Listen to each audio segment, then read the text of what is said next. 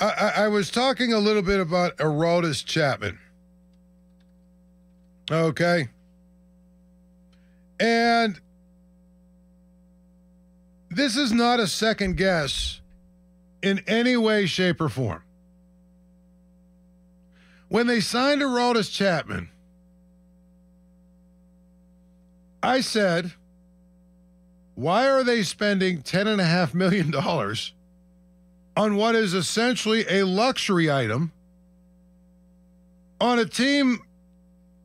$10.5 million is a big, big chunk of the payroll, relatively speaking. If you're going to spend $10.5 million, go get a player. Go get somebody that can actually play, maybe a little first base or can play the outfield for you or whatever. Or go get a starting pitcher. Whatever. But $10.5 million for a guy who you already have David Bednar. So why are you spending this much money on essentially a setup man? So this is not a second guess by any stretch of the imagination, because I said all of those things when they signed him. It's a nice piece to have, but it's a luxury item for a team that doesn't spend money.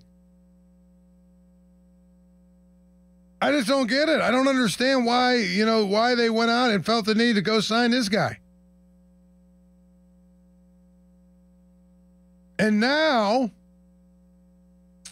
it's one of those situations where you're looking at it and wondering, is this maybe the worst signing they've ever had? Now, we're a long way from that. And I'm sure that, maybe he'll figure some things out. But I don't know that there's a single measure you can look at and say he's been good. Honestly. He's given up 12 runs in 15 and 2/3 innings. That ain't good. For a setup man, that's horrific. He's walked 20 batters. He struck out 28. Okay, we knew he'd strike people out, but he's walked 20. He's walked almost as many as he struck out. And to me, when you're a team that has limited resources, a setup guy should have been very low on your priority scale. Like, you should be running somebody out there who you either developed or you signed for not a lot of money. But the fact that you are running out there a guy that you're paying $10.5 million to is, again, I hate to use it,